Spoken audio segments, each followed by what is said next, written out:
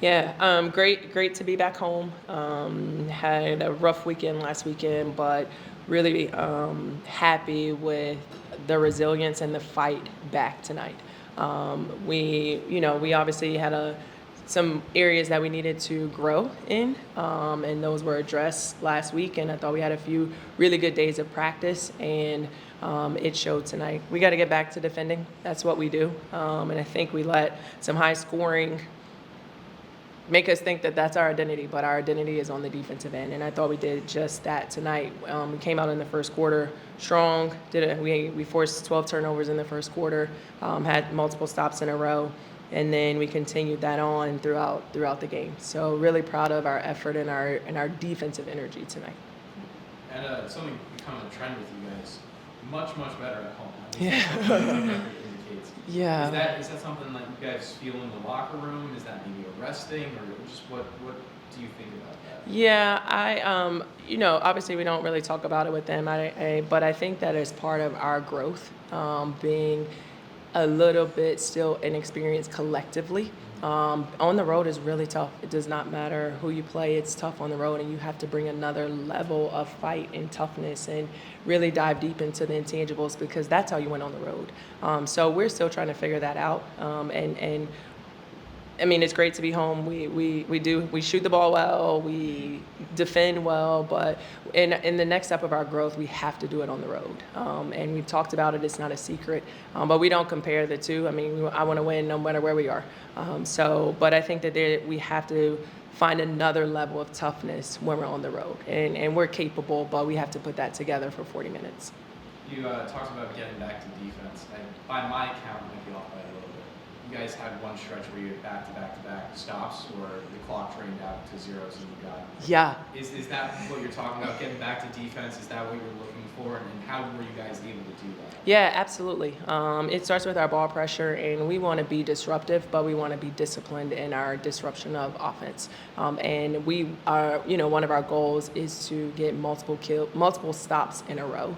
And when we do, it's fun. It makes our offense flow a little bit better. So I was very happy with the shot clock violations, 2 back-to-back, right? Yeah, it was either 2 or 3. Yeah, it was huge. And I felt that our ball pressure was really good. We were active. We didn't allow them to get in the paint, and we just disrupted what they wanted to do on the offensive end. So that's what our defense should look like every time. Now, even if it doesn't result in a shot clock violation, we have to force tough shots, and we have to make it hard for them to execute their offense. And I thought we did a much better job of that tonight.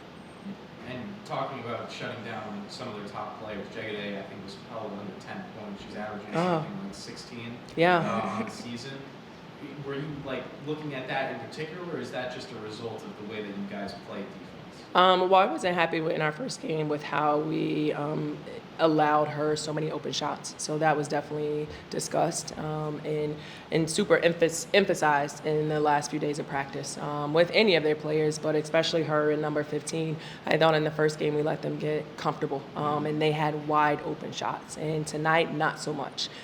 If she scores 16 and they're tough contested shots, I can live with that as a coach. But I can't live with open shots, because that's lack of communication or lack of effort on our part. And now switching to the offense, you guys got it done through a lot of players today. Yeah. I mean, obviously Chloe's here because she scored the highest with 10, but I think it was 4 or 5 other players with 8 points.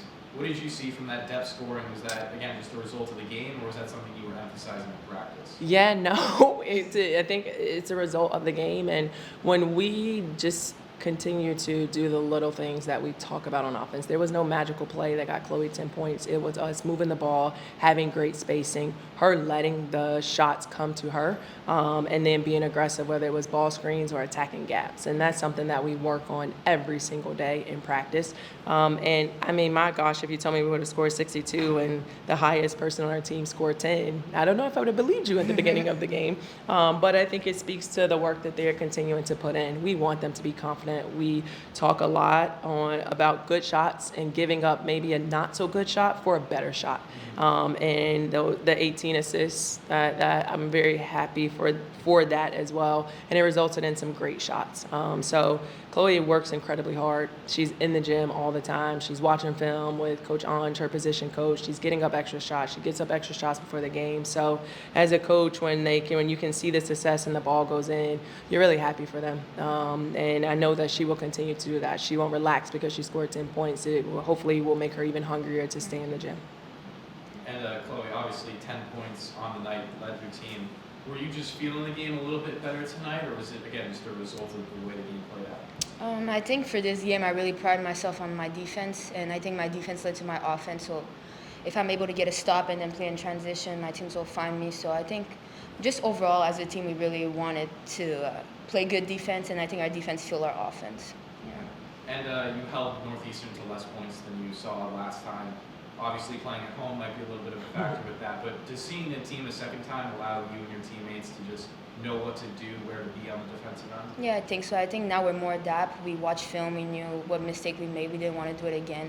So I think we were equipped. We knew who was their leading scorer. We knew what were their go-to moves, so we just wanted to hold them under their scoring average, and I think we did a good job about that. And then last question. Devin Scott coming off the bench, she really gave you guys a jolt at one point. I think it was 5 points in 30 seconds. Then came down the floor with another nice assist to the low post. You know, when a teammate like that comes off the bench, you know, gives you guys that jolt, what's the reaction from the team? What's the vibe and wow? Yeah, she was a great spark for us, honestly. Like, she made those shots. Everybody was happy. She works extremely hard in practice and in games, and she had a great game, honestly. Like, we're all so proud of her. Like, she's worked hard for it, and she's just a great teammate as well. So just her having an excellent performance, we're just really happy for her.